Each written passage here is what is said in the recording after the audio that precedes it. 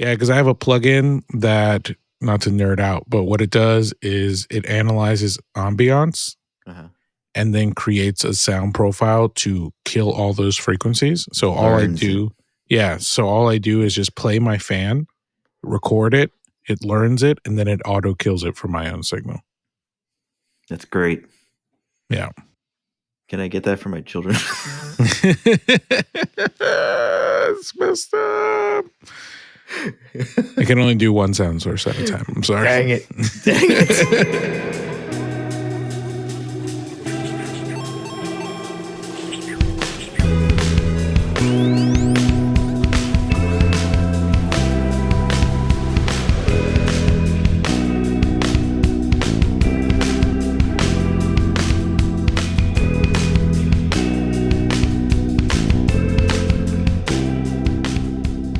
Good evening, everyone, and welcome to The Midnight Connection, the podcast where two dads talk about anything they want at the only time they can. Welcome back to episode 6. Somehow we made it, Chris. Somehow we're still making it.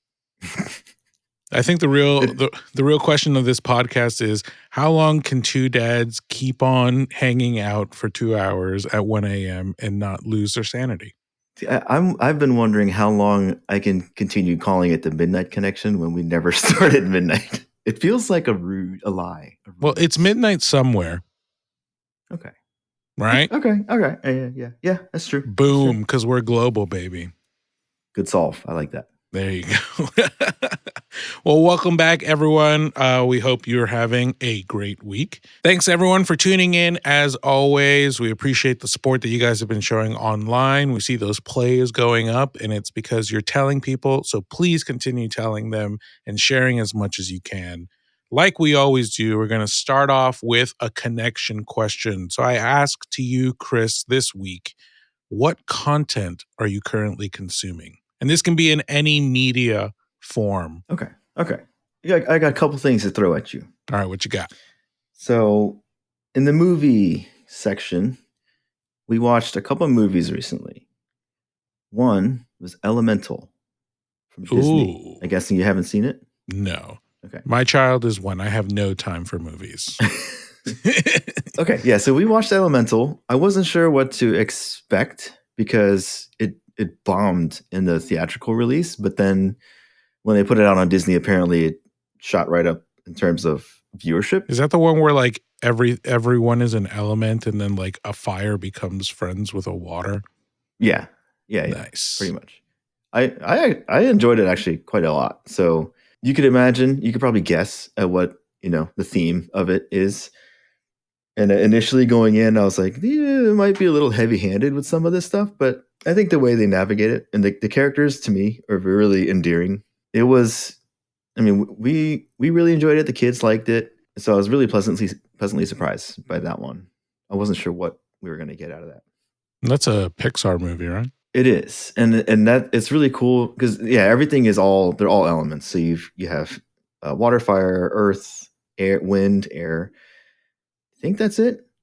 But the whole society is built around that. Right. Yeah. So it's really creative how all the individuals have all the different representations of their elements and they can do all those different things. And then if you try to imagine how those elements would actually live together in a society, then it's really creative and pretty cool. Nice. Did you watch it with the kids? Yeah. And they've already probably watched it 4 or 5 times by now. Really? Yeah, they really dug it. That's awesome. I remember seeing the trailer and thought it looked pretty cool. I do love me Pixar movies. It got me in the feels. They always do, man. Did you watch Inside Out? Oh, yeah. Man, that Waiting movie. For the next one. I want to see another one. That movie. I think a second one has been announced. I think so, too. They got to do another one. That one was too good. I'm a big Amy Poehler fan. Now that the writer's strike is over. That's right. They can go back to work. It just ended. I think the actors are still on strike, though. Yeah, I think so. And then it might work its way to the gaming industry now, too. I did see something about that. I'll have to look more into it, but like the voice acting for games, right? Yeah, they essentially got approval to do it should they want to do it. I think is where it stands right now.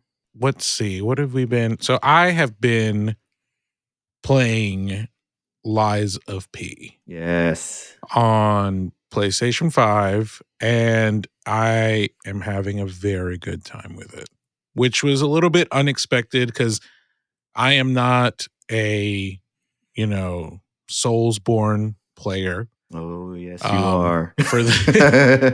For those of you who are not necessarily like in the gaming culture, these are a series of games that are, I think the community calls it like tough but fair, Yeah, pretty right? much. Where Yeah. it's like the enemies are really hard. Like any simple enemy can kill you if you are playing without thinking or not timing right. Where like there's a lot of sword and weapon swinging.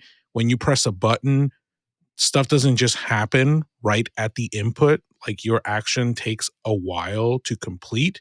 So if you make the decision to attack while something else is attacking you, you end up just getting wrecked all the time. Yeah.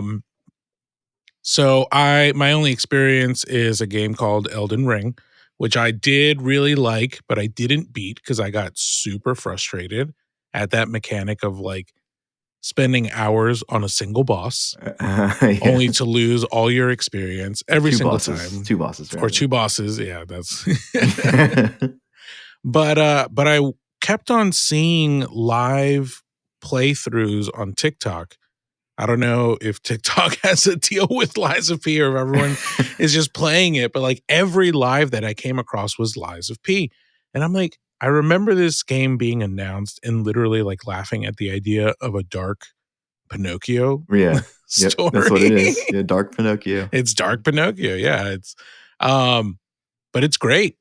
It's basically the same kind of gameplay loop as like a Dark Souls or Demon Souls, but I think the gameplay is a lot more forgiving. Really? I'd be curious for someone who like is heavy into the Dark Soul games and like loves that punishment, how they would react to the difficulty level on this. Mm-hmm. But it's very similar RPG-ish. Like you can go the dexterity route, the strength route. There's different kinds of weapons that you can mod. Your weapon is actually made of 2 different pieces That's that you cool. can combine in a bunch of different combinations to get different kinds of attacks. Do they use a parry mechanic? There is a parry mechanic. Okay. Well, no, there isn't a parry mechanic, but there is a block, Okay. like a perfect block mechanic. Because Yeah. every block does take health and stamina away from you, but there is a perfect block. Now, I do believe, just from seeing other people play, that there is a certain weapon that acts as a shield, and that might have a parry mechanic, Mm-hmm. but I haven't gotten there yet. But the gameplay is great. What I love about it the most is that when you hit the big bosses, I'm at the second one right now, I think, which is without giving anything away, what you're battling a lot of the times are puppets that have gone awry, right? So I'm currently fighting a furnace that is a puppet. Interesting. So it's going well. I've been dying for about an hour, but I'm learning, man. Standard time. But I'm learning, and I really dig that when I do die, the save point is maybe like a minute away from the boss door. Yeah. So you're not doing a whole bunch of backtracking. Like there are a couple enemies between the save point and the boss, but for the most part, you can just run straight there and go right back. And they actually leave your experience at the door outside of the boss. And not inside. What a jerk move, man. Yeah, I know. That's some FromSoft shit. Thanks, Elden Ring. Yeah. But I'm having a good time. I won't say too much about the story or anything like that because I know I have piqued your interest in playing it. I've been wanting to play since I heard about it. So I'm happy to hear it's good. Yeah, I like it. Lies of P. So you're saying you got past the first, was that the first boss where you were cheering after you beat it? I did. Yeah. It's the payoff. See, it's the payoff. Well, usually I hate that kind of stuff, but I got into this zone where I was like, okay, I just need to stop and learn. Uh-huh. So I got into these play loops where I would go to the boss and see what kind of attacks were happening. And then once I started to get into this flow state where like I was dodging the right way Yeah. and like, instead of pressing the evade button twice out of sheer panic, Yeah. I actually only pressed it one time. Yeah. And it just hit. So I spent 2 hours straight grinding this boss, and it was like 1 a.m. And I was like, I need to go to sleep, man. This is so stupid. I'm like half asleep anyway, like just trying to kill this boss. And then I beat the boss, and I was like, yeah, that's the best. It's always that one more time. I'm gonna do it one more time, and I'm done. Man. And then you beat it. And I beat it, and I was like, wow, I think I can play this game now. I think I can commit to maybe getting to the end of this game.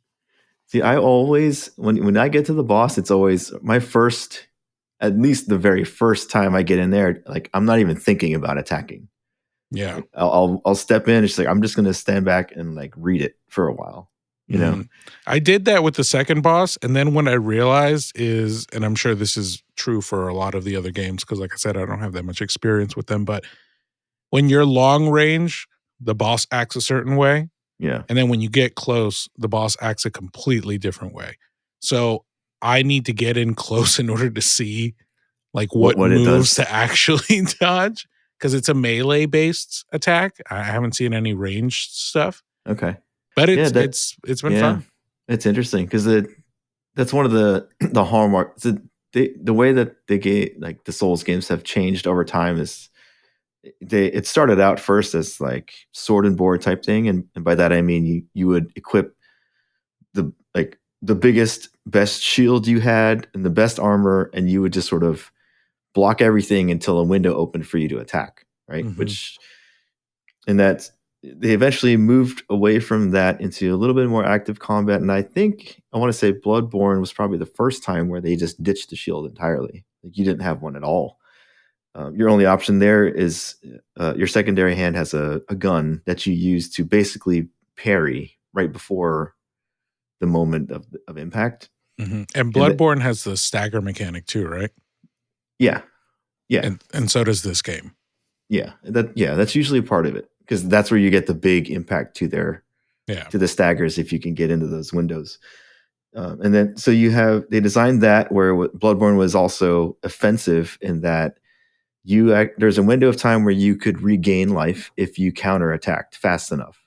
So they turned the genre over on its head and said we want to make this more proactive, more offensive.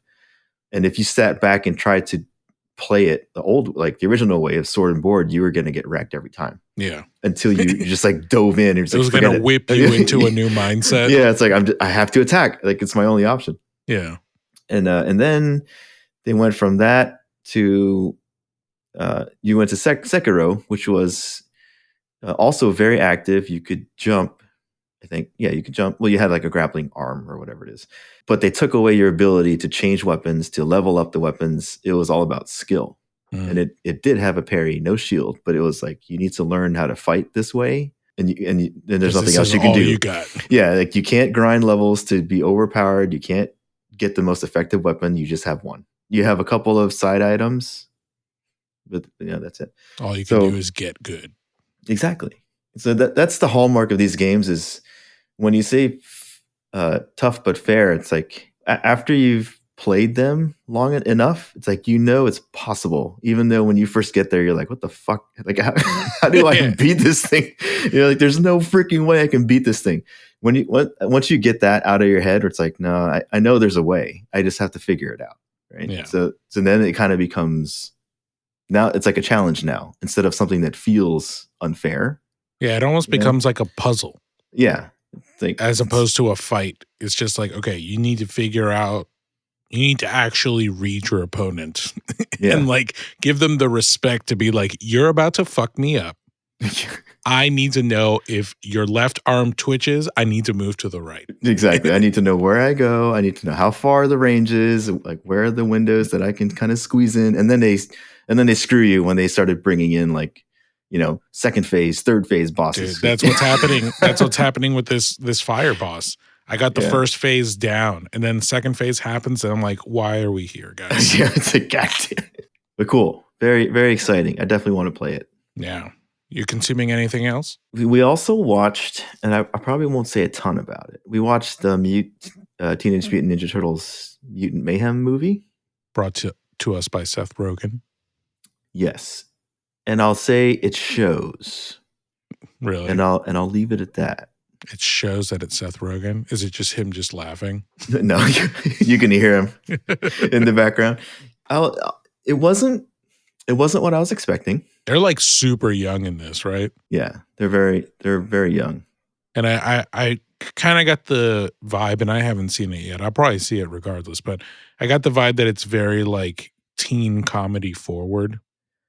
Yes, like I would almost definitely like say that. Improv comedy. Yeah, kind of. It's definitely written for this generation of youngster. Because I did see one of the behind the scenes thing that Seth was talking about, that when he did The Lion King, Jon Favreau actually had all the actors, because with voice acting, no one's usually in the room with one another.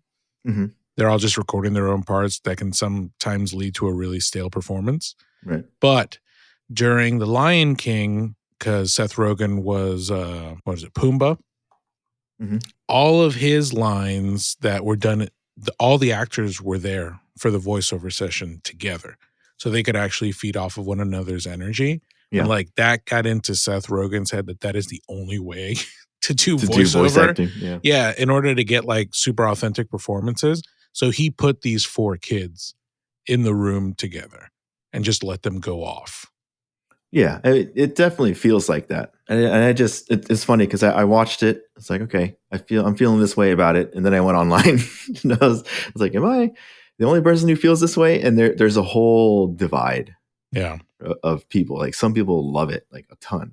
And then some people are just like, yeah, no, not at all. You know. Is it the old heads that are like, this is not my Ninja Turtles? Yeah, pretty much. Yeah. Pretty much. Not in my sewer. Yes. These are not the turtles. So it was interesting. I want to see what you think about it when you get a chance to watch it. Yeah.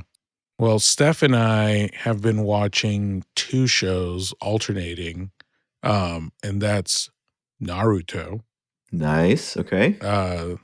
We're in the pain arc of Shippuden, if you guys watch that. Yeah. It's our first time watching that ever. So that's been pretty cool. But we can only do 2 episodes at a time because we don't have time for all that. Sure. And then what we've also been watching is the live action One Piece. Oh, okay. I've never history. Okay. I've never seen a One Piece. I've never read One Piece. My sister apparently loves One Piece, I have found out. Oh. And so she was like, you should watch it because you'll probably like it. And they, the one thing I know about One Piece is that there's close to 1,100 volumes. Yeah. Which is insane.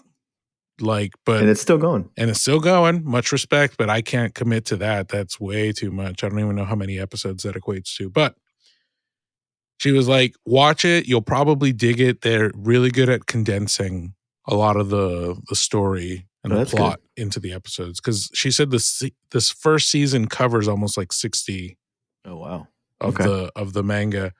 But it's great. Yeah. Have you seen it at all? No, I come from a similar place. Like I don't have any history with it. I've been curious, but I have absolutely no idea what to expect from it. But I do want to watch it. All I knew about it going in is that it's about pirates and the dude wears a straw hat. Yeah. And honestly, that's all you need to know. Okay. Right. I think the actors are doing a great job. Again, I don't know the source material. So for those One Piece fans out there, some of you might think it's shit. But I think the consensus is that the live action is doing a pretty good job. Pretty good. Yeah, that's what I've heard too. Is it suitable for kids? I think so.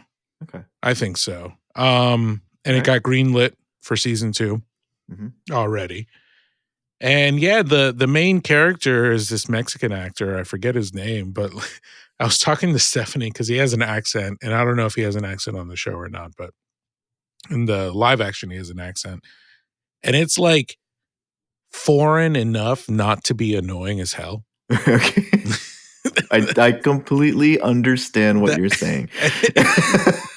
Because like he's Mexican, right? He's a Mexican actor. Yeah. So I can understand, having an accent. But, Luffy's personality is like super positive and up and all this stuff. And Stephanie and I just kept looking at one another because we're not really like huge anime people, but we're looking at one another. It's like, it's borderline, man. It's borderline. But he does a really good job with it. We're like on episode 7 now. I think there's only 8 episodes. So that's it. Okay. Yeah, it's pretty short and concise, but every episode is packed. Every episode has a fight. Like it's pretty cool. I might have to cue that one up. Yeah, it's an easy watch. I mean, the episodes I think are like an hour each, which is good. Yeah. You want that kind of content.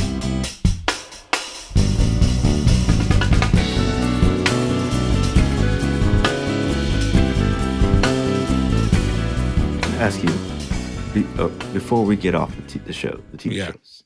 Do you guys ever watch The Voice? No. Okay. We used to watch The Masked Singer a lot. Oh, really? Yeah. We never watched that. I think Stephanie and I caught The Masked Singer season 1. And I actually, when I was at the gym yesterday, I saw on one of the gym TVs that they're on season fucking 10 now. Yeah, they just keep I don't going. know, because they do like 2 per year now. It's crazy. But anyway, I remember season 1 because I was like, the premise of The Masked Singer?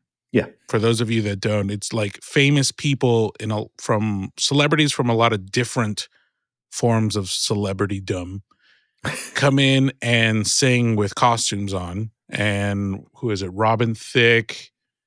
Kim Jong. Yes. Oh my God. Nicole Scherzinger and Jenny McCarthy are the hosts, and they have to like make guesses and stuff like that, right? So I'm not giving anything away when I say that the winner of season 1 was T-Pain. Okay. And I mean, Stephanie and I saw it from the beginning. I knew that was T-Pain 3 really? episodes in because I had seen his tiny desk. Have you ever seen T-Pain's tiny desk? No. Bro, okay. We'll touch on that in a second. Okay. But that moment, like he was dressed up as a monster. Yeah. Right. Yeah. Some shit. But it was cool. He sang, I think it was Take Me to Church. Okay. And like you just get fucking chills. Right. Dang, and like he makes it to the end and they finally reveal who he is. And it made the show perfect for me because everyone on the panel up there were like, holy shit. What? T-Pain? Yeah. And even Robin Thicke was like, dude, you're not a rapper. Like you are a singer. Dang. And it completely changed everyone's perception of him. Yeah. And I was like, this is a great show because it showcases talent from extremely talented people without the connotations of celebritydom. Because if you see a rapper up there, you're like, what the fuck is a rapper doing? What's he gonna do? Yeah. Yeah, But I have seen episodes of The Voice. I mean, it's what I did like about The Voice is that they basically create teams. And it's really, The Voice is really the judges against one another. Up to a certain point. And that's my whole thing about it. So we like watching it until they get to the part where it becomes like people voting, like regular people voting. Because then it becomes a popularity contest. Sure. The good old American Idol. Yeah. And like who can garner the most votes, who has the best social media team or what have you, because you need the people to actually come in and cast a vote. So that's the part that I just hate, because clearly you can tell there are some folks that are mega talented and they just get totally outvoted by someone who's got a bigger social pull. Really? So that's the unfortunate part to me.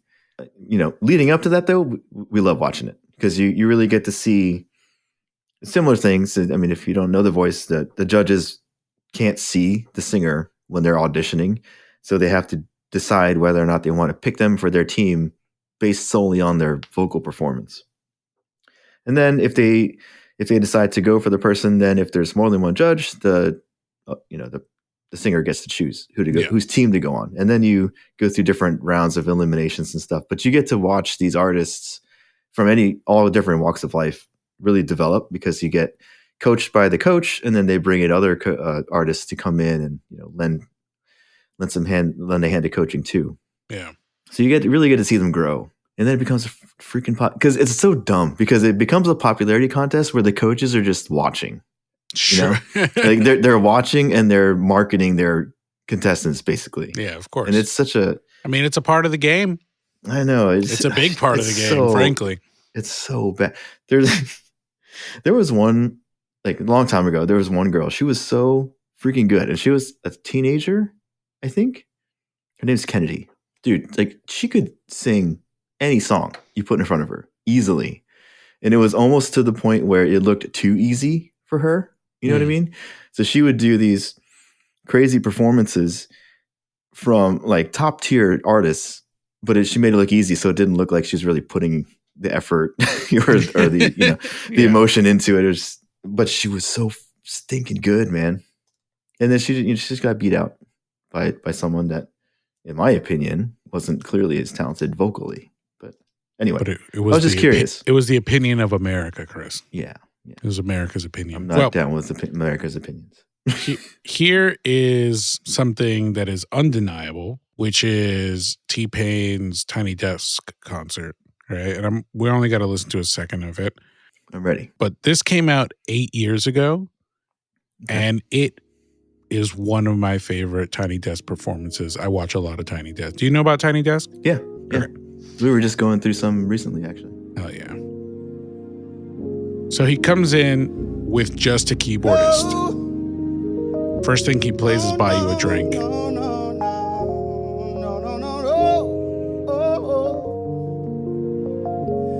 Baby girl, what's your name? Let me talk to you. Let me buy you a drink. And then I'm T-Pain. You know me. Convict music, Nappy Bowie. I know the club close at 3. He makes the track just like drip. With me, back to the crib, show you how I live. Let's get drunk and forget what we did. I'm buy you a drink. I like his breath control. Yeah, where he goes in and out of strong vocal and then that dragged out kind of airy. It's really good observation that you see that. No, his vocal control is phenomenal. You know, the whole thing about him is that he's been a great singer forever. It's just he couldn't break out. And so he used auto-tune as a tool to stand apart from the people coming up around him. That's crazy. And then it ended up being what he was known for. Right. It's right? stuck. Yeah. But all the while, I mean, he makes these songs and produces them. And when you hear it in this context of a keyboard, you can hear how like cool these the composition of these songs are. I mean, this is classic R&B, straight up and down. This is great.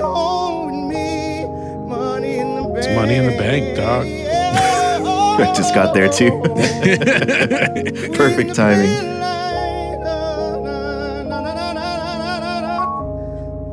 That's great. Yeah. Wow. So damn. I invite everyone to go onto YouTube and watch that video in its entirety, because that dude goes hard. It's so cool. Our Francis's cousin works for NPR. Oh, word! I didn't know that. He works remotely though, but every once in a while he'll come here to the office, and I'm like, if there's any way we could make it to a Tiny Desk. I hear Usher is in DC. Yeah. Any chance you can get me in? I can only imagine how dope it must be to see a performance at Tiny Desk. That close and that intimate, man. Yeah. Have you ever seen the Tiny Desk performance that shows what the offices actually look like? Yeah. That's always great. I think we were watching the Alicia Keys one and they do that.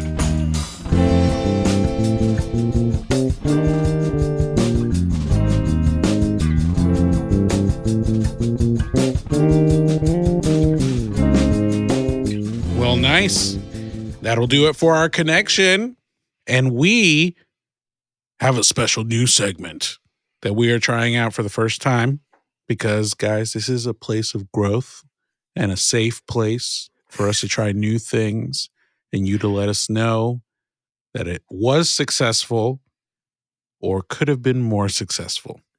You got so like serious and somber. It's my NPR voice. I'm channeling. Oh, okay. I'm channeling Weekend Edition. That's right. The Weekend Edition.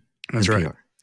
But yeah, we have a new segment that we are calling currently Untitled News Segment. The Untitled News segment? The Untitled News segment. I feel like I had a better I feel like I had a better name earlier, but for now we're going with the Untitled News Segment. Oh my gosh. I hate the air horns, man. Oh no? All right. I can't. I'm going to make a theme song for the Untitled News segment, and I guarantee you it's going to have air horns. No, please don't put air horns in it. It's too late now. The horns have already blown. God damn. Okay, add it in post. Yes. Don't let me hear it. All right, that's fair. Do me that favor. Okay. Untitled News segment. Untitled News segment. So the thing I wanted to talk to you about was, and this just happened today, on the day we're recording, the big man, Jim Ryan, who is the Sony SIE, I think, so Sony Interactive Entertainment president. Jim Ryan has decided to retire. I think he said March of 2024, I want to say.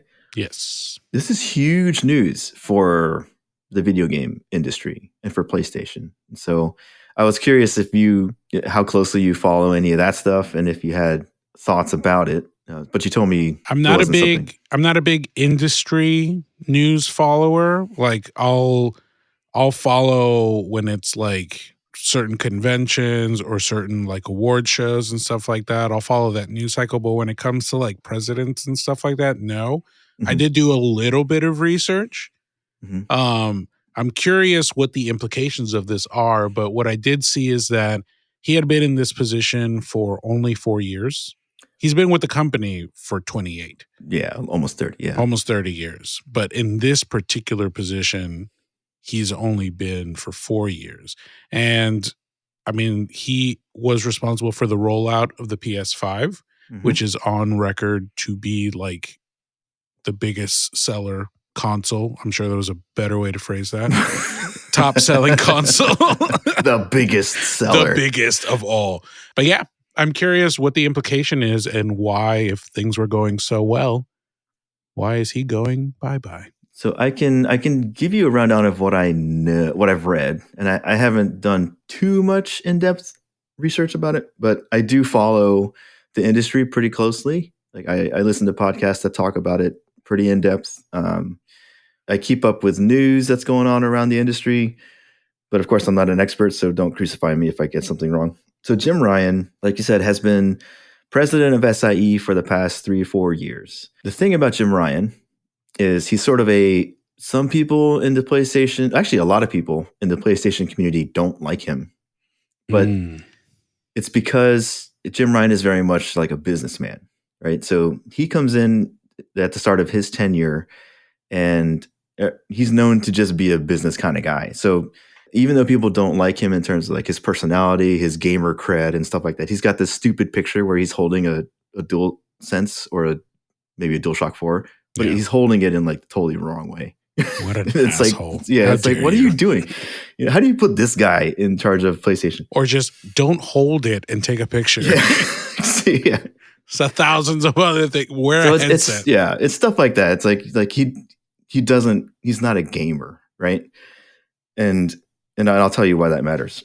But he's a businessman. And so PlayStation as a brand and as a company has done fantastically. So over the course of the PS5 launch through COVID, they've been doing great. And even at the tail end of PS4, obviously, they were kicking butt there too. So it's a lot of, I didn't really like him as a person or as a personality, but man, he knows what he was doing in terms of business. And so what I read was he's from Europe, but he worked here because he was, his headquarters here in the US. And apparently that has just taken a toll on his life and his family, I suppose. And so he decided to retire. but he's put in plenty of time, obviously. The reason why this is such big news is because now you're changing the figurehead of PlayStation, basically. The guy before him, and I could get some of this wrong because the organization of Sony has changed a little over time. But the figurehead before him, I believe, was Sean Layden. Might recall him from E3s before, like the last E3s that happened. Yeah, before the industry said, "No thanks. Don't We're need all that going to go do anymore." our own thing. Go fuck yourself." So Sean Layden was kind of from my observation, kind of a mixture of the two. Like he was a cool enough personality to be out there, to be on stage, and to garner some fan appeal, but he was also a pretty successful businessman. He was the one who sort of put out the notion that game development is getting too expensive, it's taking too long, and stuff like that, and kind of putting out the warning signal that we're going to hit ahead at this at some point, where like AAA development is costing way too much. The current cost of games is not enough to cover that, and that kind of thing. But he said that as he was going out the door. Just letting you know. Yeah, by the way. But Sean Layden, he was the one who was president when PlayStation started ushering in its a lot of its current really successful franchises. Like the new, I think this is all right, like the new God of War, Horizon, Last of Us, obviously. Like a lot of those games started during Sean Layden's time and then carried into Jim Ryan's time. So a lot of people are like, well, Jim Ryan is just riding on his coattails, because now Sony has this different push towards like live service games and that kind of stuff that they're really building up. And the question now is who's going to be the new person? I mean, they have installed an interim person, Hiroshi Totoki, I think, Hiroki Totoki, who's also been at Sony for a long time, but he's been more of a Sony person, not a PlayStation person. Not a PlayStation, yeah. But he's like a total C-suite guy, like a couple different C-suite roles up there. So he'll fill the interim until they find another person. So that's the big question. Who is this next person going to be? And where is that person going to drive PlayStation? Because as PlayStation has to go out and take on Xbox with Game Pass and all the acquisitions that they're doing, and like essentially changing the face of the industry, because PlayStation has held fast to what they've been doing, right? Sure. Like in-house development, strategic acquisitions, like the very targeted ones for the most part, but they build within primarily. Yeah. And so whereas they have Microsoft, as we talked about last week, just wants to Pac-Man the industry. Yeah, they want to gobble it all up. But PlayStation, for the most part, has been able to not follow suit, right? But we don't know what's going to happen if you change the figurehead. Like where is it going to go? Are they going to change the decisions? Because all this stuff is in flux right now. Sure. And there's a lot of stuff that we don't know. So we know Spider-Man 2 obviously is on the horizon. We know Helldivers 2 is out there. We know Wolverine is coming at some point. But we really don't know much about all the other studios that are out there for PlayStation and what they're working on. I mean, we do know Factions for The Last of Us is coming. Yeah. Presumably Last of Us 3. And then at some point, but there's a lot that it hasn't even been said. Like to the point where people are like, and maybe this is part of the reason why, actually. Now, it might be kind of tied together because people were expecting another showcase to happen because the summer one was kind of lackluster. Yeah. Right. So, because that was like, there was almost no first party stuff in there except for Spider-Man, I think. There were rumors that there was going to be another one in September. Obviously, we're nearing the end of September and nothing's happened. So that's such a huge question. Like, who's going to take over and take on this machine of Xbox? Does Sony have anything stockpiled up in the interim as they find new management and leadership? Right. And then like what changes behind the scenes and all that. It's going to be really fascinating, I think, to watch. Because so the president before Sean Layden, if I'm not mistaken, was Shuhei Yoshida. Do you remember him? Nope. So he was the Japanese president, and he was the one who was out there like he is a gamer. Like he plays all these games. He walks the walk. Oh yeah, totally. super nice, also very personable. He was. Do you recall the E3 where they're like when the Xbox totally shit the bed about game sharing, and PlayStation goes. So in that year, Xbox came out and they're like, "This is our media center. You can watch TV on it, you can watch sports on it, and all this stuff." And they're like, "What the hell?" And this is when they put in the online, like always online connection, and they had checked DRM for the games to play them, and if you had to share it, there's all this stuff going on. Yeah, I remember. So in the middle of the conference, Sony made a new ad where they said, "This is how you share games on PlayStation." And so two of the PlayStation executives just handed a game to each other, basically. and that was like, that was like the fatality. Yes. That was like there's a mic drop moment.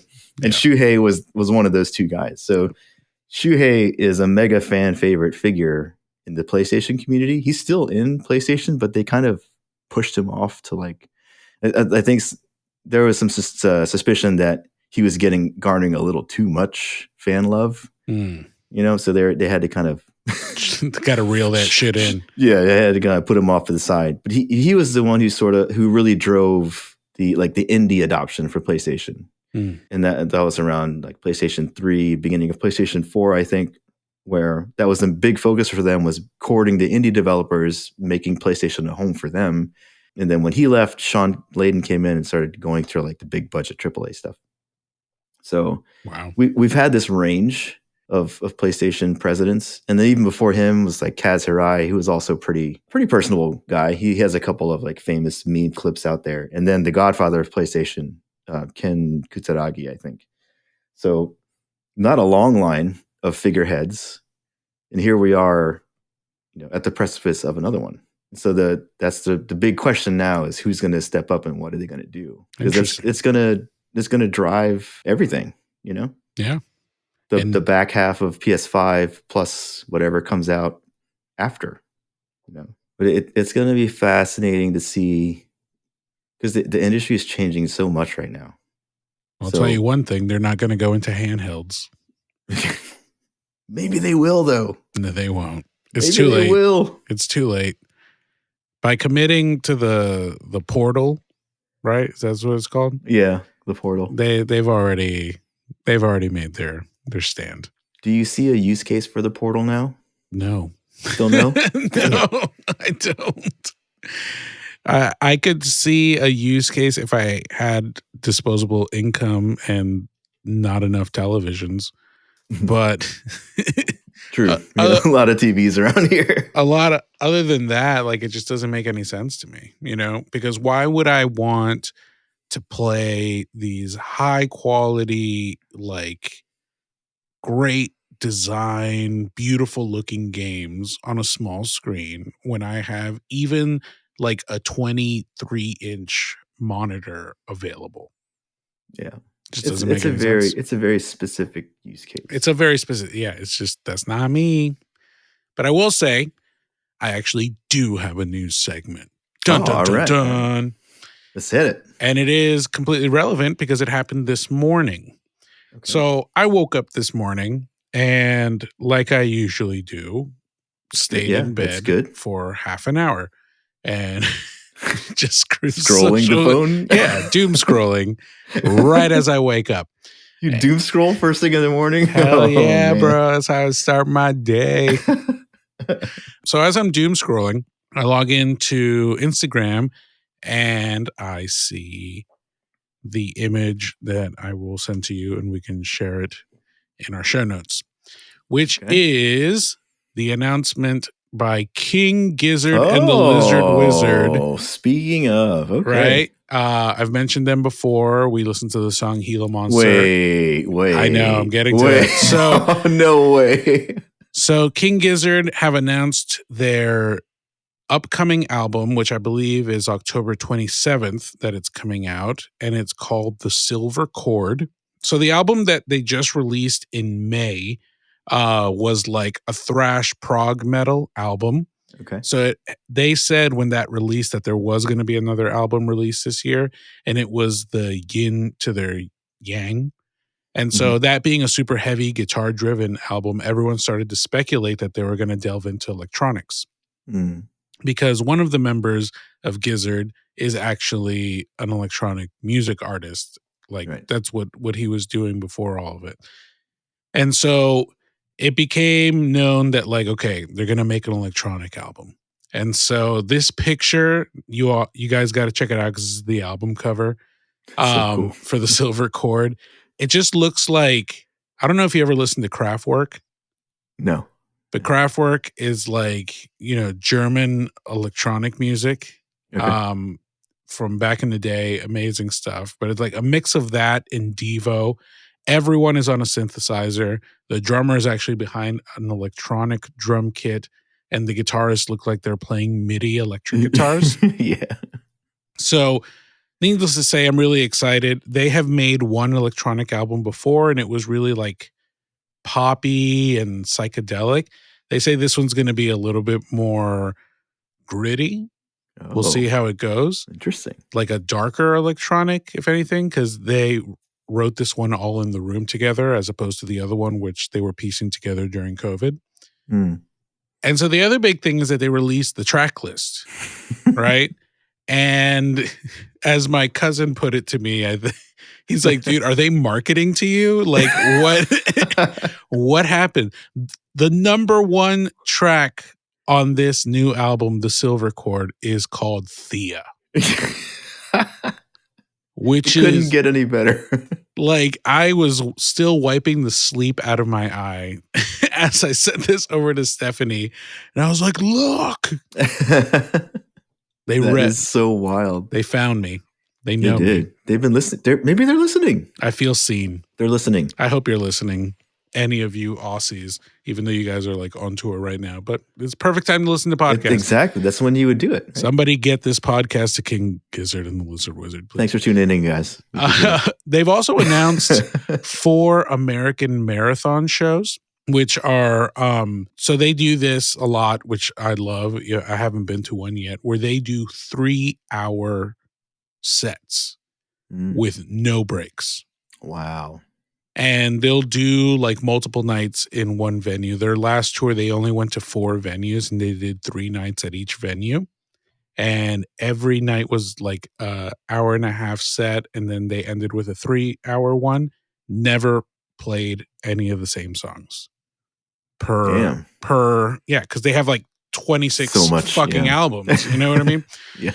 So they've announced that coming up. So Stephanie and I got tickets. So we're going to be going to New York next August because that's damn. Yeah, how far away it is. But we're going to catch one of these 3-hour marathon shows. So we're not going to go to Bonnaroo next year. Instead, we'll make a trip to New York to see King Gizzard. And it'll be my 3rd time seeing them, her 2nd time. Very cool. Shout out to King Gizzard. Dude, repping that the is Thea. Awesome. I can't believe that. That's so crazy. Is that a meta game for being a fan of theirs? Like trying to figure out what their next album is going to be? Yes. I mean, the subreddit is one of my favorite subreddits to peruse because everyone is always like going off on like the analysis of this picture has gone to like meme proportions already. And I mean, the people in that community love to meme. So it happens pretty quickly. But I'm super excited for it. Who doesn't like electronic music? And frankly, I just appreciate a modern band that takes chances and isn't afraid to be wholly themselves. Like, even if I don't like it, I can't help but respect the shit out of it. Yeah, that's the. I appreciate artists who do that. Yeah. It's a tough line. You know what I mean? It is. Like, because you want to do something for the fans, but you don't really want them to drive what you're doing either. Absolutely. And I not that like I have fans, but like playing in cover bands, a lot of the conversations that I have about song choice is like, okay, are we going to pick cover songs that we know are going to kill live, but like we may hate? Right. For example, Brown Eyed Girl. Like, I fucking hate playing that song. I'm sorry to those of you that enjoy Brown Eyed Girl. I'm sure there's a million of you. I just find it very bland, but people dig it. Anytime I hear that, I just think Tevin Campbell. You think what? Tevin Campbell. What is that? He, I don't know if that's actually the name of his song. You know who Tevin Campbell is? Nope. No? Nay, sir. I'm sure you've heard the songs. I mean, if one of them is Brown Eyed Girl. I mean, it's like the first lyric to the song. I can't remember if that's the actual song name. I think it is. But Tevin Campbell's, he sang Can We Talk? That's his most famous track. Why do I feel like I know that song, but I don't know that song? You do. Can we talk? We're going to get DMCA'd. No, I'll give you like 5 seconds. Oh, I know this song. Yeah. Are you looking at Brown Eyed Girl or Can We Talk? No, Can We Talk? Can We Talk? Okay. Yeah, he's got a Brown Eyed Girl song too. Oh, but it's not the Brown Eyed Girl song. Yeah, exactly. Well, it is to me. Fair enough. To me. It's probably a better one. Yeah. But yeah, so do you play the songs that you know are going to kill, or do you play the ones that like you want to play? And as a player, I always have to satisfy my end of the bargain. Yeah, that's what I would say too. And that's not to be an asshole. It's just like if I'm playing for 3 hours, like, and I do have this conversation a lot too, like you got to believe in what you're playing in order to get people to vibe with you, right? Yes. We cover, in my cover band, we're called the Space Otters, by the way, if you want to check us out. We cover Sabotage by the Beastie Boys. Nice. And, you know, that's like a big screaming song and all this stuff. And it can come across as like really cheesy. Yeah. But we just fully commit, you know, and like you get to go a little crazy for a second. People get shocked and then they realize my whole thing with playing music is like, I don't want to play the songs you're expecting me to play. I want to play songs that are going to make you be like, damn, I haven't heard that song in so long. Yeah. So, you know, play for yourselves, guys. That's what I mean, from the standpoint, like if I was to hire a band, I wouldn't say I'm going to hire you guys and then I'm going to tell you what to play. Because if I just want to hear what I want, you can just play that shit on off a laptop or whatever. No, it's true. You know what I mean? Probably would sound better if it's my band. Yeah, because the band doesn't want to do it. You know, it's like I hired you guys to be you guys. You figure it out. You know, don't expect me to play "Don't Stop Believing," you motherfuckers. Please stop asking, dude. They do. They ask all the time. I can't tell you the amount of times that I get yelled "free bird" at while we're playing gigs. There's nothing worse in this world than. Be careful how I phrase this. There's nothing worse in this world than like a 21-year-old frat boy who is drunk off of way too many margaritas or Bud Light because he can't afford anything else, yelling at the top of his lungs, "Freebird," and then giggling like a schoolgirl because he thinks he's the cleverest human being on planet Earth. I hate that so much. I have the best song, guys. Just wait. I'm gonna go talk to him. And you know what sucks is that now, and this is my band plays this place in DC called Soft House a lot, and it's that crowd, right? 21 to 25-year-olds, college kids, like, you know. Your party phase. We were all there. Yeah. Been a long time, but yes. And so now they don't have to even fucking shout because they go on their phone and type it and hold it horizontally. Are you serious? So yes. So as I'm like singing to the crowd, right? Like covering Fat Lip by Sum 41, I just see like Taylor Swift Love Story. And I'm like, no, Jesus. I'm like, it's not happening here. Please stop. You don't have to type it out. Like, it's distracting. That's got to be so distracting to just get blasted with screens, all these random words. Yeah. Oh my gosh. I don't envy you. It's a living. Is there a hard house across the street? That's clever. I like that. That's very dad of you. Thank you very much. Oh my goodness.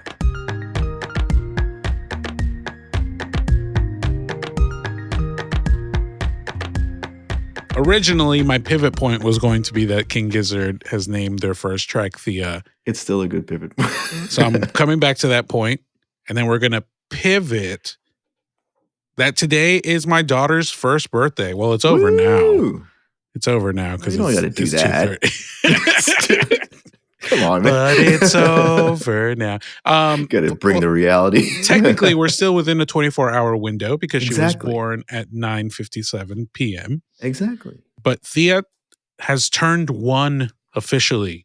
And you did it. Yeah. I loved the text you sent earlier to Stephanie and I. Yeah. Try to bring it up now to see. Happy surviving your first year day. That's what it is, man. That first birthday party, I mean, yeah, it's for the kid, but it's everyone coming to celebrate you guys and pulling it off for a year. Yeah. That first year, man. It's a doozy, man. It's a doozy. It's a doozy, and it's my first year. Exactly. So it's like a doozier, which is obviously a word. So she's turned 1. Stephanie and I got her a toy piano. I saw the video. You saw the video? Yeah. I literally figured out how to play Happy Birthday on this toy piano like 2 seconds before we shot that video. You nailed it. Thank you. Even some flair in there. I did. Some trills and shit. I've wanted to get her a toy piano for a long time because she's had like this little, Fisher Price play piano that has some banger songs on it. But as a musician myself, like it's only 5 notes. And like that frustrates me. Yeah. And it also frustrates me. This is so stupid. It also really frustrates me as a musician that I can only play the white keys and I can't play the black keys because they're usually just for decoration on a lot of these pianos. It's all a lie. And I'm like, how can you restrict me to 5 notes on the C major scale? I can't have this. So we got a toy piano it's not made for you. God damn it. It is. I'm the one who plays with it. So we got her. That might be your problem. It was. And you know what? I just solved that problem because now she has like, I don't know how many keys are on this thing, but it's like a 2 or 3 octave toy piano with all working keys, including the black keys, because there's no discrimination here. And I've just been like going around the house playing toy piano. Has she played it? Absolutely. All right. It's not just me. Okay. It's her too. And I'll have you know that when I do play the toy piano, I'm playing the hits like Frère Jacques. Okay. Twinkle, Twinkle, Little Star. Nice. Where is Thumpkin? Which is literally Frère Jacques as well. What I've come to realize as I listen to a lot of children's music now is that there's a lot of repeats. Oh, yeah. They just change the words. Pretty much, yeah. Guys, we don't have to be that lazy. Like, we can write new... where's the new stuff? Where's the new stuff? This is what you should do. This is what you should do. Is this my calling to write new children's music? So. Oh, my God. I think so. Children don't want to hear the music that I would write for them. Dude, that could be some lucrative shit, man. Oh, yeah, of course. Then we'd see on the news, there's a strike from the songwriters of America. Fisher Price will not pay dividends. Someone's I wrote that song 30 years ago. Now this Eddie guy wants to come and say he wrote it. Yeah, that's my Purple Monkey in a Coconut Tree song. What is happening? But anyway. Is there a backstory to that? Have you not heard that? Oh, bro. No. Oh my God. There's a dude that I went to high school with, and I think he has twins. And I posted something about Thea, and he saw her piano in the background. And he just messaged me. We haven't talked in a long time. And he just messages me the lyrics to this song, which is a Purple Monkey in a Coconut Tree. And he's just like the greatest song of all time. And I was like, damn, man, you just hit me because it's so good. I'll find it and show it to you later. Yeah, please do. But yeah, no, it was a great day. I had to work a lot of the day, but we did find time to go to Steph's parents' house and my mom's house because I wanted to make sure that Thea saw all of her family on her birthday, even if it was just for 15 minutes. And it was great. We're planning a birthday party for her on Sunday. Why 1-year-olds have a birthday party, I don't fucking know. It's for you guys. I'm telling you. No, it's See? true. It is, but it also comes out of our own pocket. So This is is true. it really for us? That is debatable. I'll let you know next week. But it's been fun. I am really excited for the birthday party, mostly because I realized that we haven't seen a lot of people in a long time. And it'll be nice for Thea to do that, you know? Cool. Yeah. It's definitely a low-key party this year, not like how we did the baby shower, which is probably a tad excessive. I'm looking back on it now. But it's going to be cool. There's going to be a lot of people there. I'm planning on seeing you there. Yeah. But I've learned things like about a smash cake. Well, I'm sure you know about smash cakes. Yes, indeed. Did you know when did you find out about smash cakes? It was a known quantity. Oh, it was a known quantity. All right. Yeah. Was that through Francis or you just knew? I think we both knew. What we didn't know or anticipate was Io, our first kid. She reacted to the buttercream. Oh, snap. Yeah. Do I have to have an EpiPen? No. Well, apparently there's like raw egg in the frosting, and she just broke out. No problem. You can clean it up. She's fine. Nice. She has since lost that allergy. But yeah, smash cakes, definitely a thing. So yeah, I didn't know that. I found that out. So Thea will be having her smash cake, which should be pretty dope. We ended up getting friend of all, Jess Sess, to make us some delicious nom-noms. And I'm looking forward to it. My cover band's going to play for like an hour. It'll be good food. And yeah, it's going to be great. Celebrating 1 year of survival. That's right. Do you remember your first year? Your first year? Parts of it, yeah. What do you remember? So when we had Io, we were actually staying at Francis's parents' house at the time. It was a lot of us trying to navigate having a newborn in a house with a bunch of other people, right? And so it's already hard enough when you've got a child that is having trouble sleeping. Yeah. It is exponentially worse when it happens and it's keeping everybody else up. Right? Sure. So it was, that aspect was a test in in managing the frustration.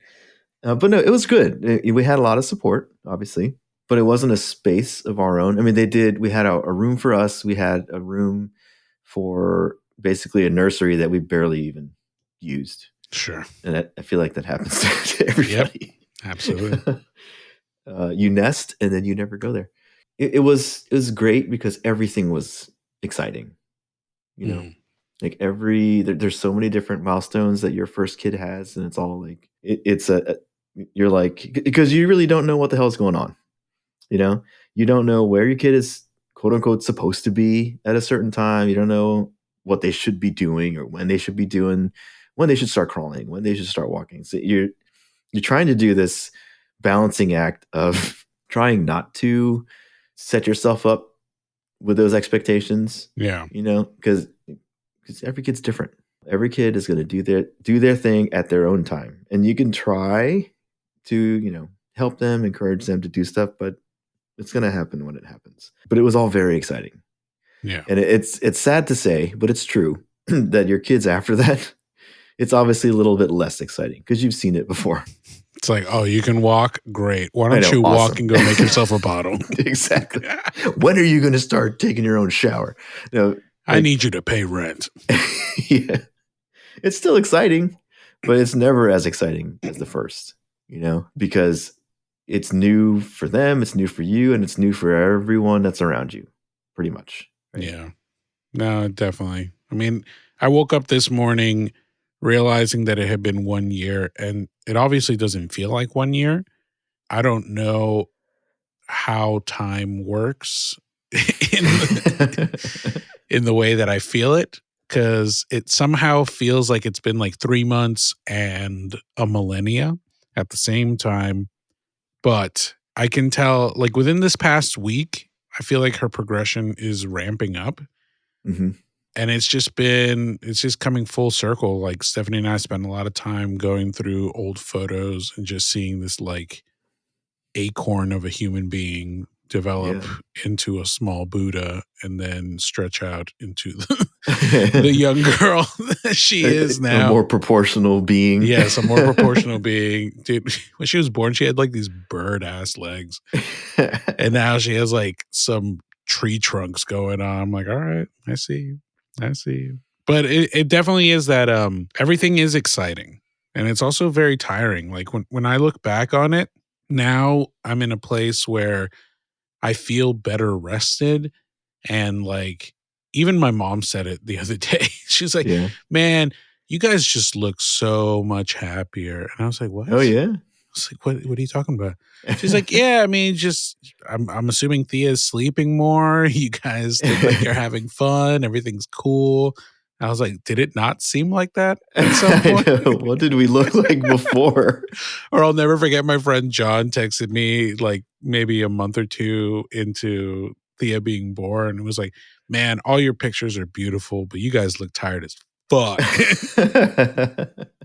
I'm like, yeah, man, because I don't sleep anymore. And it's hard, dude. Like that first child, I don't know if it was like this for you guys, but we spent, like Francis and I, you spent half the time worried that you're gonna do something that's gonna kill him. Yeah. Right? Because you just don't know. And it's terrifying to think that the smallest thing could happen and it just ends in tragedy, you know? Absolutely. And that obviously over time and with experience that starts to go away. I mean, you still worry about it, of course, but it's not ever like your first.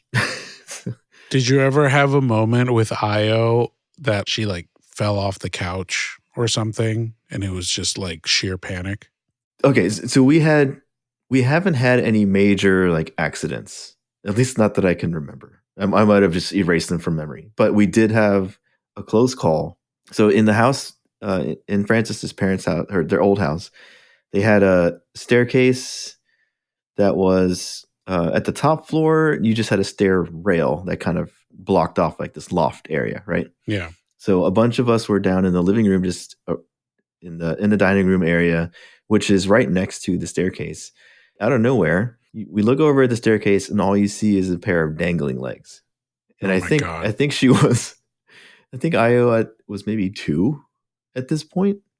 I can't remember. She had climbed the rail on the outside and then went all the way around. And then I think, I don't remember if she had actually slipped and she was actually hanging at that point, but had she fallen, she probably would have fallen, I don't know, not terribly far, 8 feet maybe, but on like the middle landing of the stairs. So maybe she would have fallen some more after that. Sure.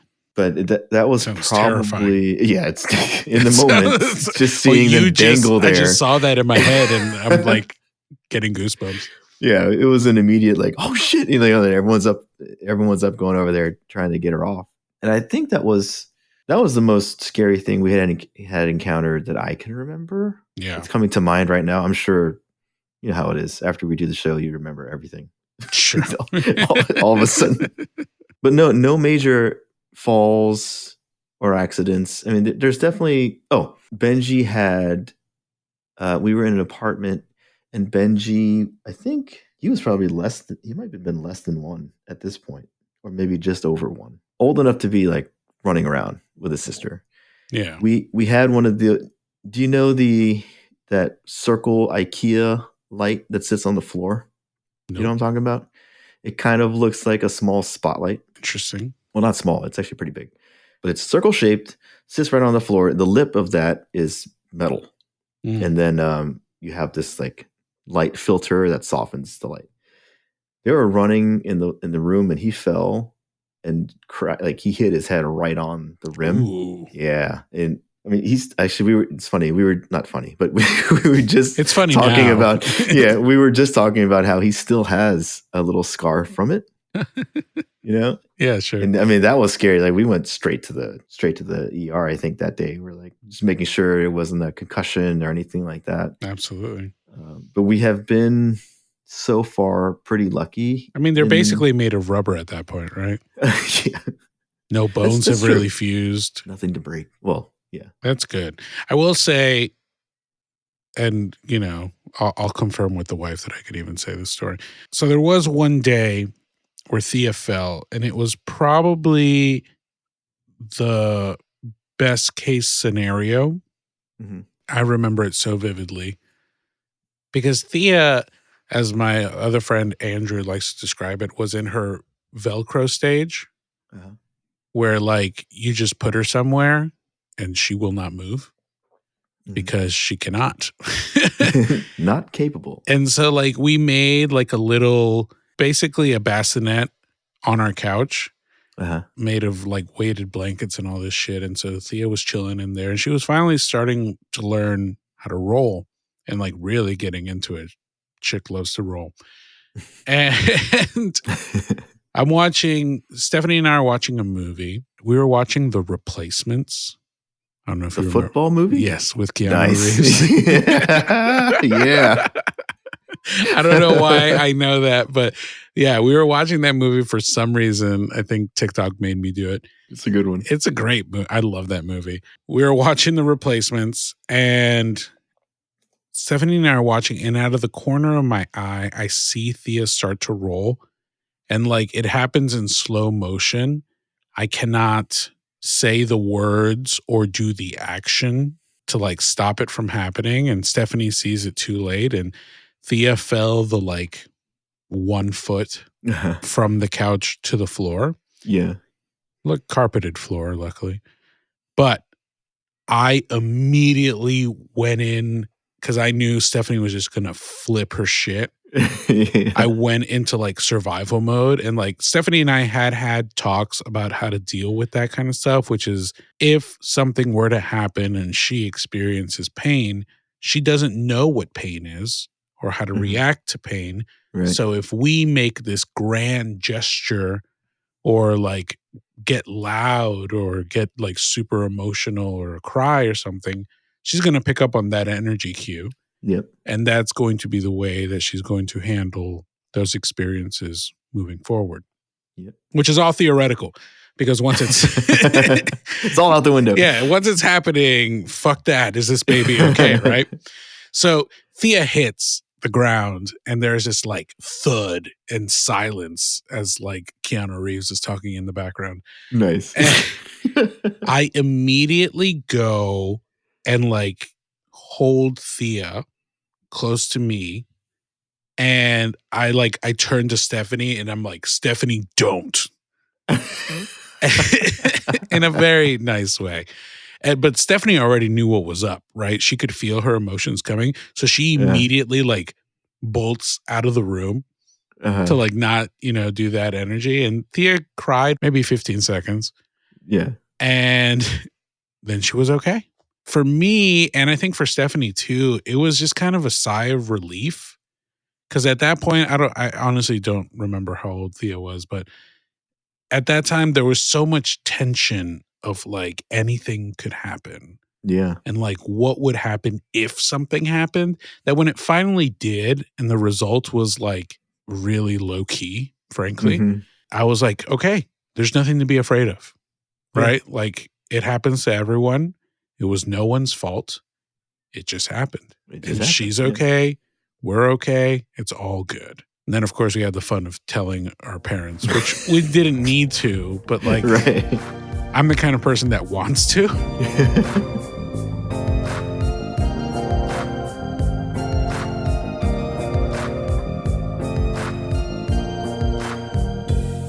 So needless to say, it's been an adventurous first year. I'm extremely proud of the progression that Thea has made, and to see her become like her own human being is very scary, exciting, beautiful.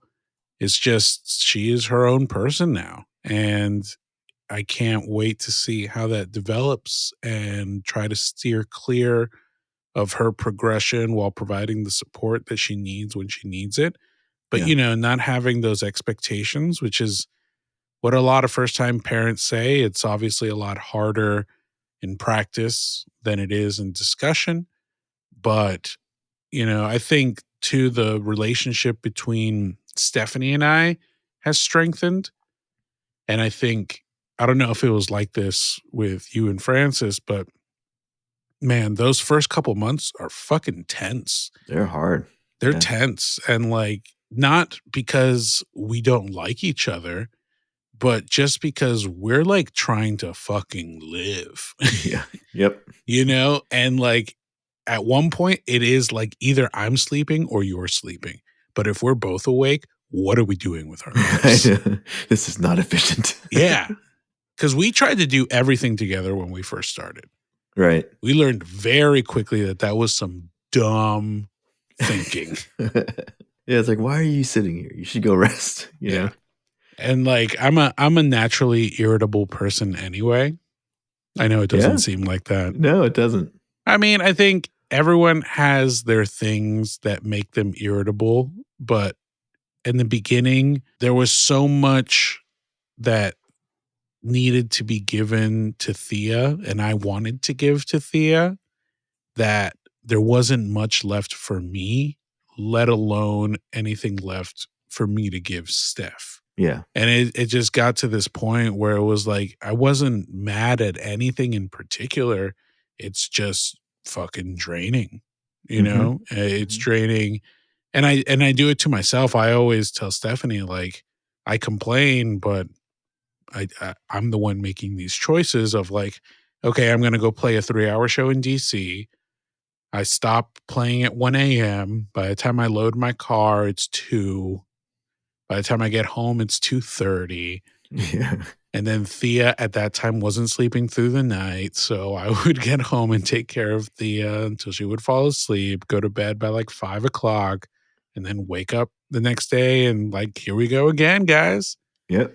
I'm back in it. Meanwhile, Stephanie is dealing with her the whole time that I'm at the show, and it's a lot of work and dealing with her at the beginning of the night. So there's no balance anywhere, you know? It's almost like you play the game of who's more tired. Yeah, pretty much. I mean, that was one of the things when I was doing coaching. I used to, because that's kind of you kind of look, people will look for balance, right? That's kind of like your default thing. It's like, how do I balance my life? I want to do all these things. I have all these responsibilities. How do I keep everything balanced? And I used to always tell people, it's like, you're never going to find that, because everything is going to be changing all the time, right? So it's a matter of how are you adjusting and adapting to all the different things that are happening in that moment, in that time, right? It's especially when you bring in your first kid, there's just so much happening going on that you never expected, didn't know about, and all this stuff that's like, you don't even have time to really process a lot of it, because all that time and energy is devoted to your kid. Yeah. And you don't really know otherwise, right? Especially for the first one, right? It's like, well, this is what I have to do. Yeah, exactly. So the responsibility that has been laid before me. Yeah, like at all expense, you're going to take care of that child. You really have to figure out how to navigate that especially with your partner, because like you're saying, if you're both doing that, you're both going to be drained to shit, and then you can't, you have absolutely nothing left for each other, which sucks. Like Francis and I she has grown a lot, honestly, like throughout all the different, all the kids that we have, and it's still happening, because everything is different. Sure. With every kid is different. With every new season, with every new kid. Now that we have 3, it's like there's always new things to learn. Like watching her go through that process. Like we're 9 years apart, right?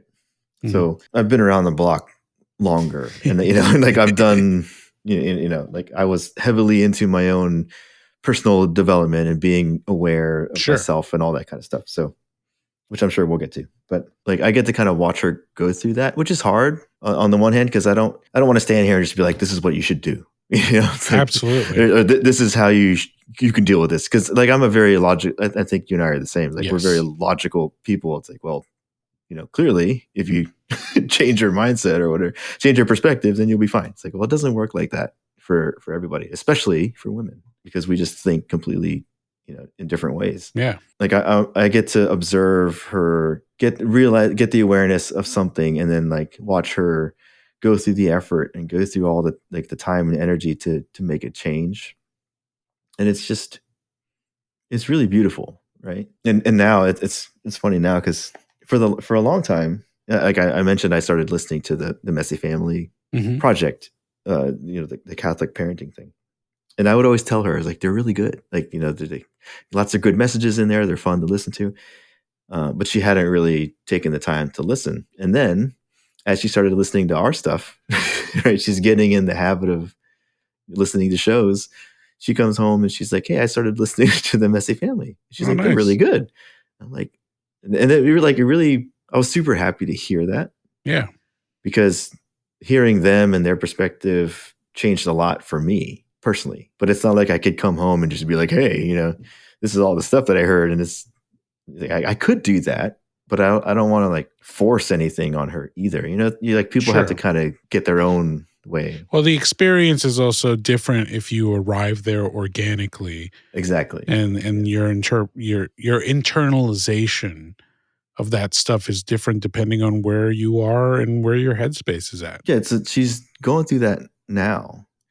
And it's hard because like she deals with the kids a lot more than I do because I work. Like even though I'm home, I'm engaged with work like more now than I was before in my other job. Yeah. And so she's running the house. She's doing all the cooking. She's doing all the homeschooling. She's taking care of the newborn, and it's a lot. Absolutely. It is a lot. And it's understandably she will she'll run into like the end of her rope sometimes or what have you. And I do it too. Like I'll get short and testy with the kids. Her response to it is different now. Like it's changing, and like she'll notice it. And it's like, like what can we do to be different about that? And it's a stark difference from where we were at the beginning because we were both just trying to survive with their first kid. Yeah. No, that's a good perspective. I think something that I talk a lot about with Stephanie and like even before we had kids or a kid, is that Stephanie and I have like in our past really come from a survival attitude where it's, through whatever circumstances that were given to us, we've always been fighting for a sense of self, a space to be ourselves without having to be apologetic for that. And I think when people grow up that way, there is this mentality that you have to fight and survive with everything that comes at you in life.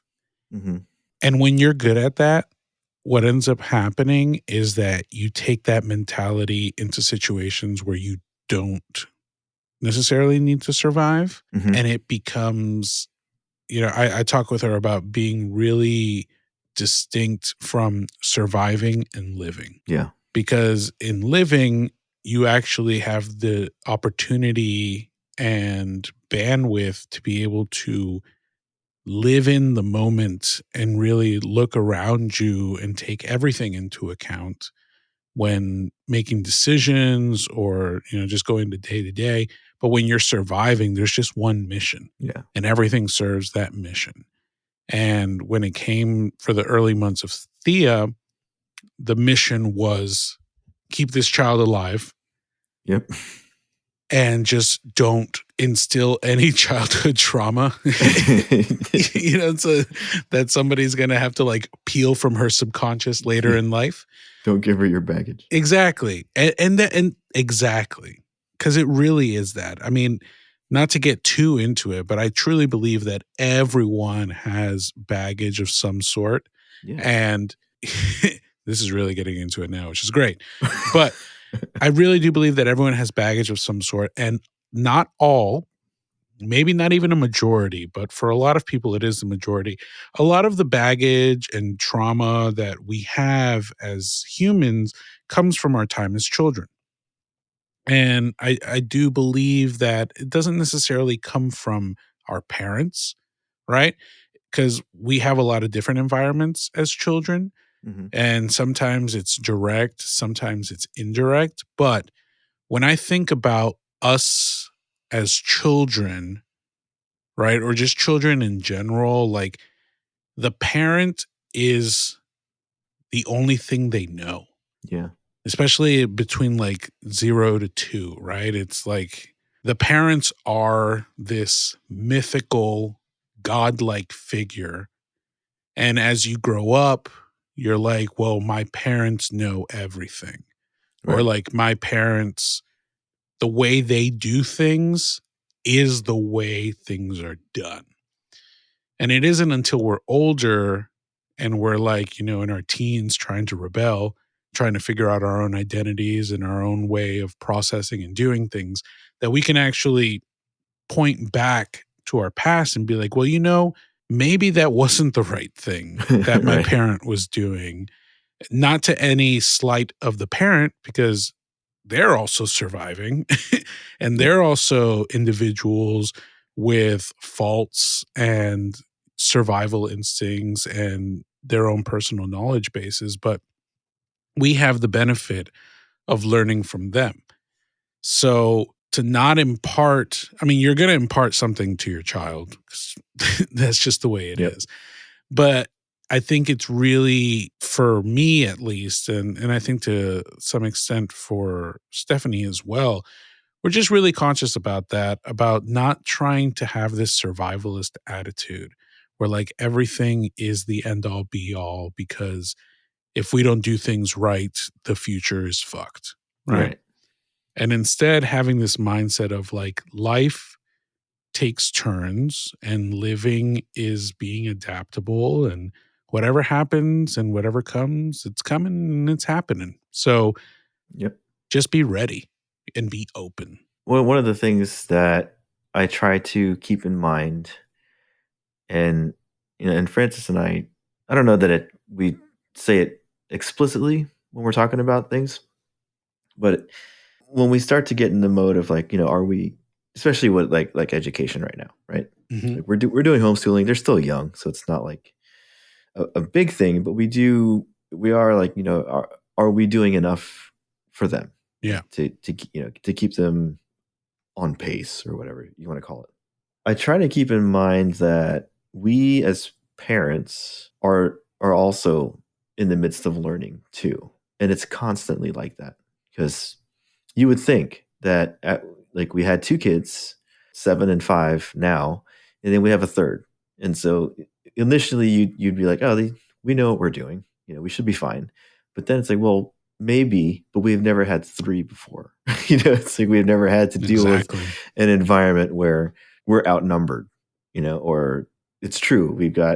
We've had two other kids, but now you have to manage a new variable, Yeah. and that kid is entirely different. So it's sort of like you kind of take that expectation off your shoulders to say, well, that pressure, right? Like, even though we've been here before, we've never been here. Exactly. Absolutely. Like this type of scenario before.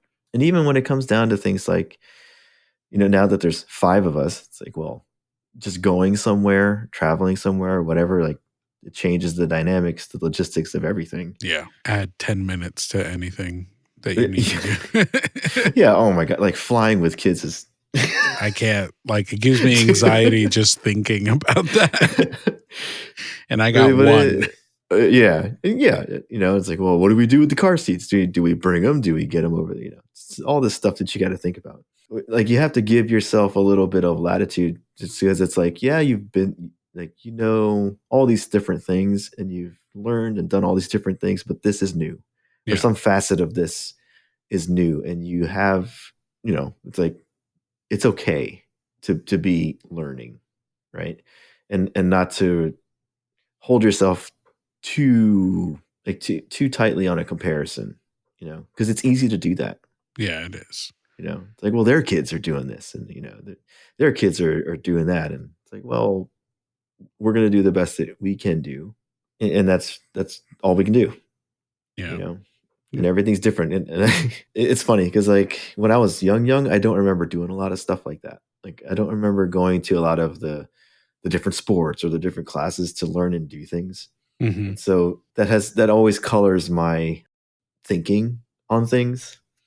Because like some people will say, "Oh, you should get him and get Io into classes or get Benji into something." I'm like, "Well, yeah, we could." Like, but I'm also not killing myself if we don't. Yeah. Kind of like you were saying. It's like, well, it is what it's going to be.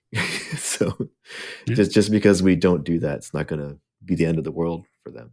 Absolutely not. And I think it's really important to highlight what you said.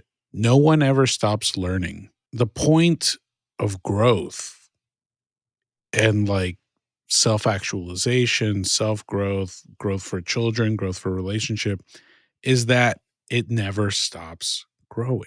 And you can only grow by learning. So if you know everything and you're not learning, then you're not growing. And for some people that may be fine. I know for me, like I just can't live that way. I think as Thea grows and if we have more children for them too, like I remember, again, not in a bad way, but I remember my mom, what she said goes, right? And Yeah. that's a level of respect, but also as a child, I internalize things like that as, well, she knows everything, Yeah. right? But I think it's also important to highlight that parents are just humans. And sometimes highlighting that to children can have a real benefit. And that's not something that happened with me. I mean, my relationship with my mom was really great. I got to see a lot because she was working and I would go to work with her because, she was a single parent. So I saw a lot of the real world very early on and that strengthened our relationship. But for some other kids who might not have that sort of relationship as they were growing up, they might have only seen, like the parts that the parents allowed them to see, Right. which is fine. I mean, it's great. Obviously, we all turned out perfect. But Perfect. yeah, perfect.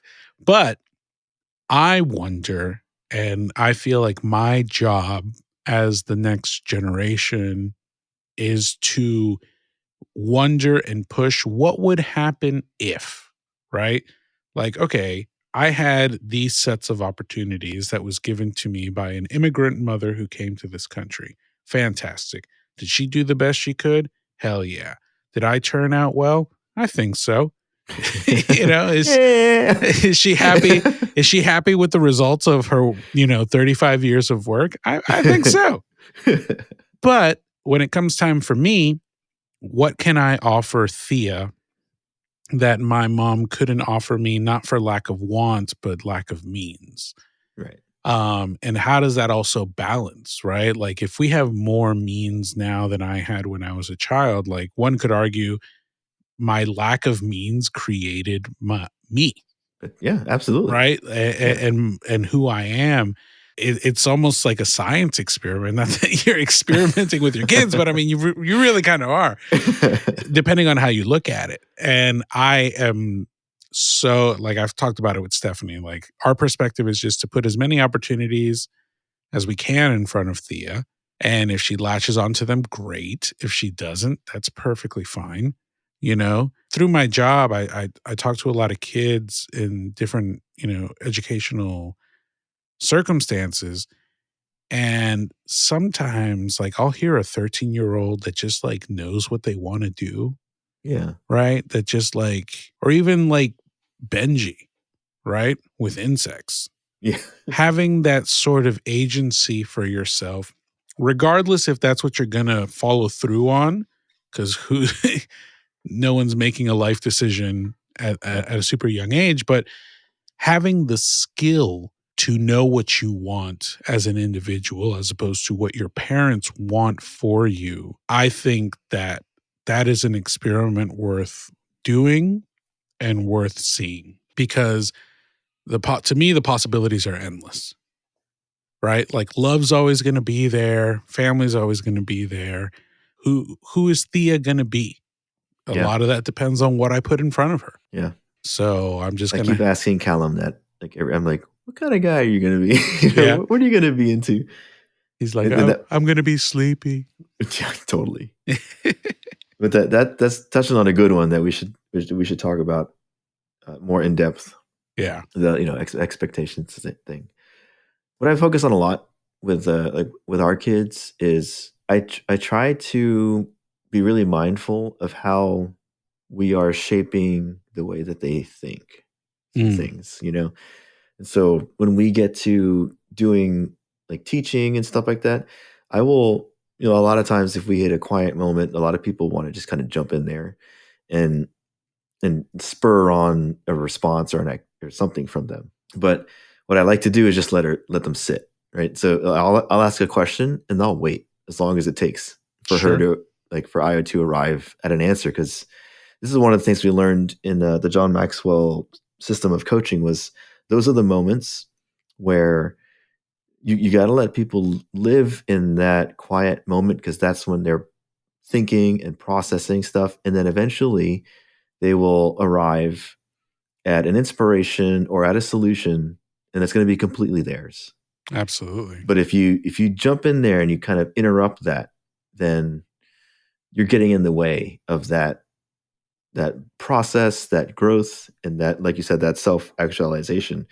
And that I try to keep very aware of that, because I want them to have a good understanding of, like you're saying, of who they are, of what they want, how they do things, and like what works for them, because I could tell them on and on about how I might solve a problem or how I might address a question, but what I want is for them to know what's going to work for them, so I try to give options. I'm like, there's lots of different ways you can go at this, and like show them the different things. It's like, well, whichever way makes sense to you, because not everyone learns or processes things the same way, Absolutely.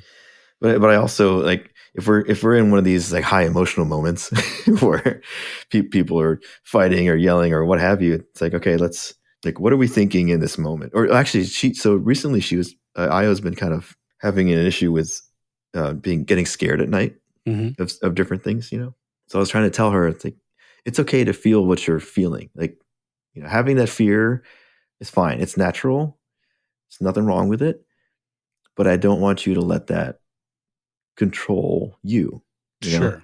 So we need, like, so I was encouraging her. It's like, okay, let's bring in, you need to get your mind in there too, to start to kind of rationalize what you're feeling. It's like, well, is what I'm feeling actually worth feeling? Yeah. Essentially, right? Or can you think your way through this, or change the perception or what have you, to say, I really don't need to be afraid of it, or even if I am, there are different ways of looking at it that can help get me past that. Absolutely. Because I figure if we can do that for them, then whatever it is that they encounter or want to do later, they'll be ready for it. To allow someone to figure out the problem. I mean, figuring out problems, whether they be in the physical world or mental blocks within ourselves, it's building a muscle. It's, you need to do repeated reps. You have to have room to fail, right? And absolutely.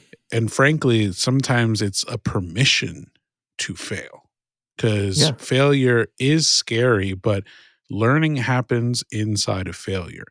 If you're always successful, good on you, but there is going to be a big gap in your tool set when you can't deal with failure. Yeah. Having, your children or anybody, I mean, even ourselves, right, go through that, figuring out the mental processes. I think that's really cool to give them the space to do that and be like, it's okay to take time and think about things. It's okay to not have an answer right away. It's okay to not always go with the first thing that pops into your head. Yeah. All are supremely valid. Here's to another year of you learning how to figure that out. Thanks, man. We'll check in next year as I get more. I will say, my beard, my mustache, and my hair on my head all like maybe 10 to 13% more gray. Yeah, that sounds about in right. 1 year. Sounds about right. So by next year, I'll just be rocking gray because I'm not painting my hair. Painting your hair.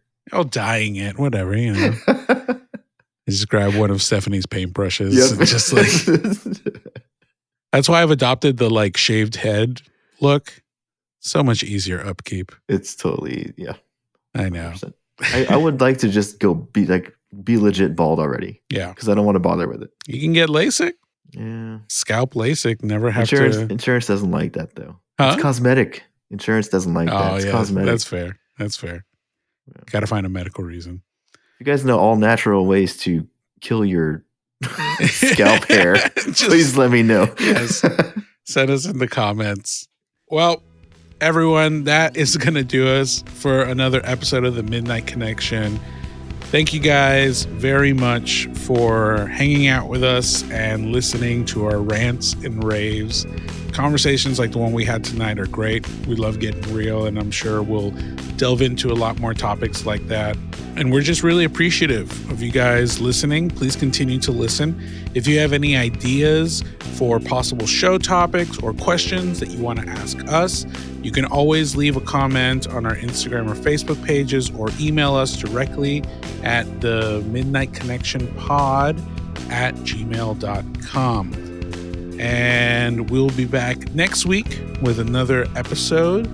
We hope that you make mistakes and get messy, in the words of Miss Frizzle, for all you Magic School Bus fans out there.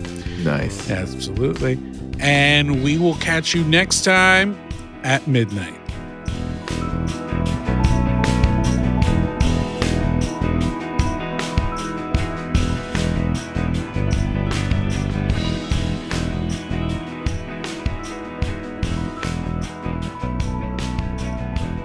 Thanks for tuning in to The Midnight Connection.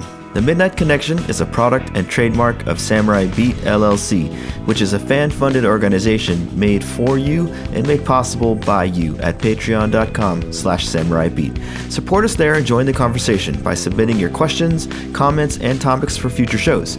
We seek to entertain and build a community of adulting gamers like you, and we appreciate your support, your confidence, and your inspiration. Thank you.